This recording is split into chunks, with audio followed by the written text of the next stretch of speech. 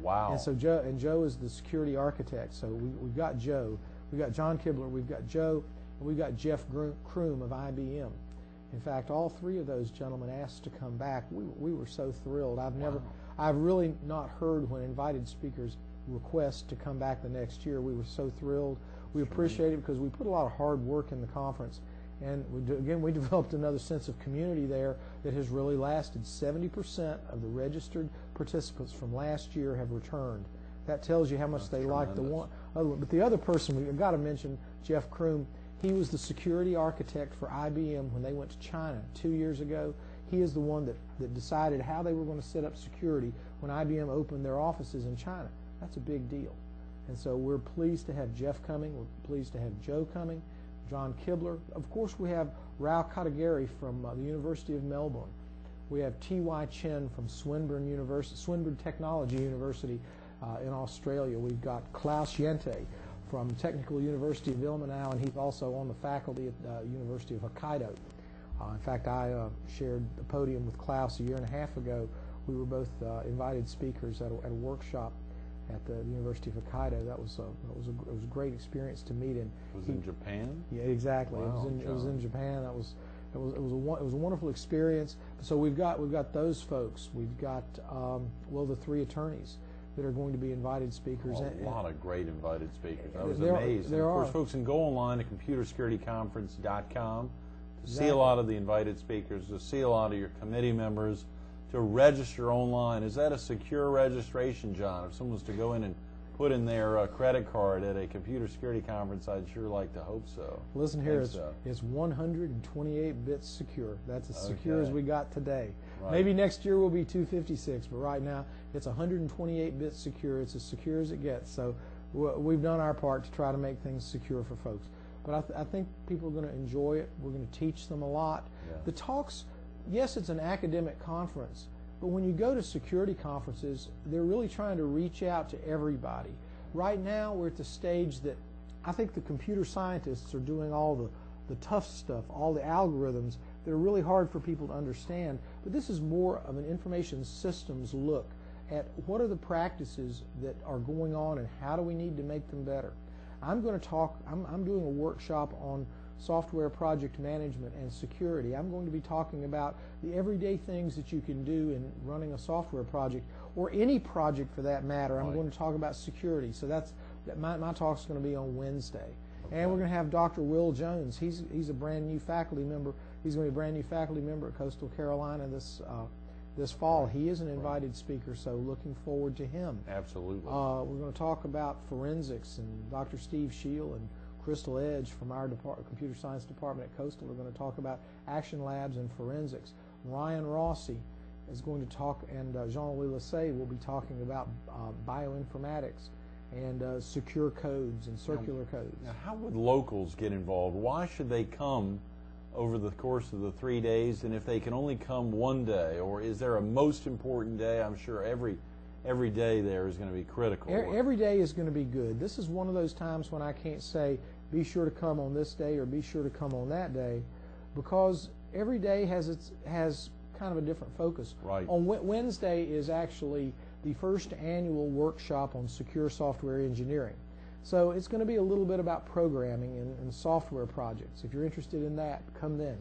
On the second day, we're talking about security in general, and we're going to have a lot of legal issues in the afternoon. On Friday, we're going to have to be taking more of an academic. Now, we will be getting a little more academic on Friday, right, as we have some results in encryption and things like that, but nothing that someone that's just sophisticated enough to get online and use a search engine well wouldn't be able to understand. Right. We're also going to have some posters from graduate students. We've got about 7 or 8 of those. When you say posters, just so viewers don't understand, what's the significance of a poster? Posters are a neat what does thing. That mean? It's like a 42 inches wide by 36 inches tall, and what it is they normally have an abstract, a little bit about what's going on, and they have little boxes with examples, and they have references.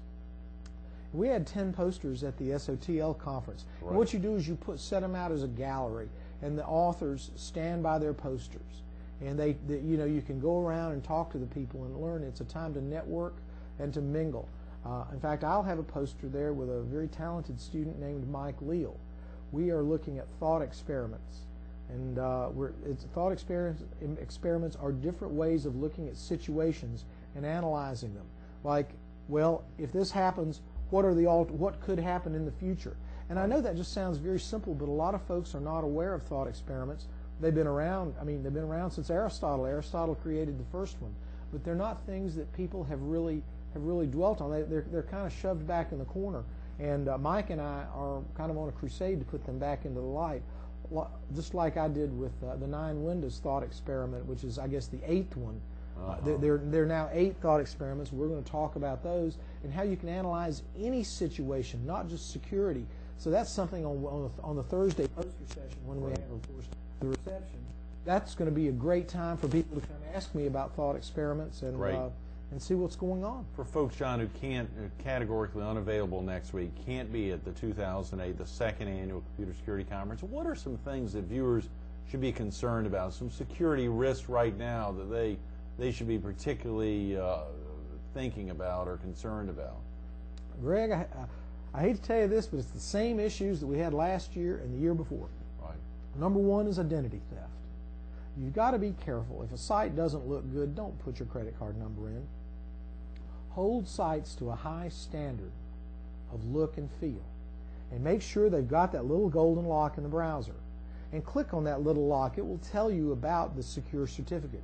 It'll tell you if it's, if it's 16 bits or 128 bits. If it's 16 bits, it's old and you don't want it. You don't want to give them your credit card information. But make sure it's got a secure certificate. Be careful about that. Number 2 is phishing. If you get an email that says, this is PayPal, we need to update your information, they never do that. Neither does eBay, and neither does your bank. And if you get an email that says your something or other has been compromised, no, it hasn't. That is an attempt to get your information. They'll give you a link. And what that link will do is it will go to a site that they've cooked up that looks just like eBay or just like PayPal. Right. And they'll ask you to type in your old password, then a new password, then they'll immediately change yours to something else. You're locked out. They'll go in there and do something to you. That's called phishing. Wow. It's like, taking a line with a hook and dangling it in front of you. Right. And then another one. This is kind of a new thing. This has started about a year ago. If anyone is on any instant messaging programs, and if you get a message that says, is this really you? And then they give you a link. Do not click that link. This happens about once every month. What happens is people are connected to instant messaging programs. Person A has got like MSN Messenger open, and they're talking to persons B, C, D, and E. And then what will happen is if they click on it, that link will actually go, first of all, it will go probe around your computer. Second of all, it will send that message to all the instant messages boxes you have open. And so one person can start this, and they can send it to enough people that will do it. And you can get into 1 million computers in the blink of an eye. Within an hour, they can go around. And if you don't have McAfee installed, you certainly are in a lot of trouble, McAfee or Norton, because they know how to catch this. It tries to put a .exe file on your computer that will start executing and sending information. So you've got to be very careful if you use instant messaging software. I use that to communicate with students, like especially in Google. If you open Gmail, then it has the G chat, and everyone you've sent an email to is potentially a G chat person. And like if I use it to speak with Steve Shields, Jean-Louis Lassay. I talk to my students on it. They can easily get to me if I'm online on Gmail. Then I'm available to be spoken with. So if I see one of those links pop up, I send them a message back. You're in trouble. Right. And I tell them what to do. So that's a new one that's started. But then again, it's the phishing. Right. Getting these fake emails says your eBay account, or we're trying to update your information. They're not trying to do that. That is terrible. That and furthermore, just identity theft. This is serious stuff, John. It is. You know what? If you're smart, the risk is almost not there for you. But if you are not watching every minute, and every time you see any opportunity on the internet, an opportunity being a link, anytime you see an opportunity, you need to say, is this really okay? Now, it may very well be not. It may very well be a problem. So as long as you're mindful and watch what you're doing, listen, you can surf all day on scholar.google.com. You can search all the top websites, the search engines. Now, one nice thing that McAfee will do, and I don't know if Norton does this or not, but McAfee actually rates sites.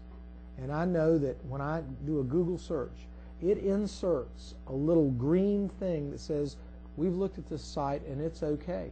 Really? Great. And I like that. Now, I don't know if Norton does. I mean, maybe as a researcher in the field, I should probably. But I mean, I got my one license. Maybe I should go check. And all you Norton folks, call me or send me an email and let me know. jwstamey@coastal.edu. Let me know if Norton does that. But I know McAfee has made it real easy. And sometimes it'll have like a little red thing, and you click on it, and it'll say, "We found this site to generate a lot of spam for you if you're not." And so it really helps out. So again, if you just watch the resources that you naturally get, you're going to be okay. John, we're out of time. How can folks register for the conference? How easy is it?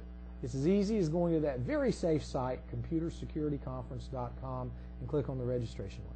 Filling out the very basic information and getting here next Wednesday, Thursday, and Friday, the Holiday Inn West, right there on the waterway. 8:30 a.m. to 5 o'clock p.m. Just come to the door. You can register at the door. You'll see me. I'll be walking around, general chair. Got a lot of other folks that'll be there. It's a great crowd. Come Great join words. us. Thank you, Dr. Stamey. Will you come join us I'm for surely a going to little make it. bit? You know, we've got a lot of filming next week of Carolina People, but thank you. That's right, and I'll invite you. I'll even buy you lunch. Oh, we like that. Stay tuned to more Carolina People with Dr. John Stamey, the General Chair of the 2nd Annual Computer Security Conference, coming up next. Many computer security experts actually frown on using the internet a lot because they know there's so many ways to get in trouble when you're online, so many risks, lots of threats that are constantly out there. Could you live your life that way? Could you actually not go on the computer because you're worried about things coming after you? If you lived your life that way, you go nuts. If you've gotten online, you're enjoying being on the internet, just make sure you recognize those risks. Make sure you recognize the threats. This 2nd Annual Computer Security Conference is one of the ways to help minimize the risks online. Get online at computersecurityconference.com, computersecurityconference.com, or pick up the phone, 843-349-2552. Registration's very reasonable. It's 3 days. You heard Dr. Stamey say it. There's no particular day because each of the 3 days are special days to understand the true risks, the real threats out there online, and to find ways to make sure that you're protected as much as you can be. Dr. Stamey, thanks so much for being with us this morning. Thank you very much. I enjoyed it. Absolutely.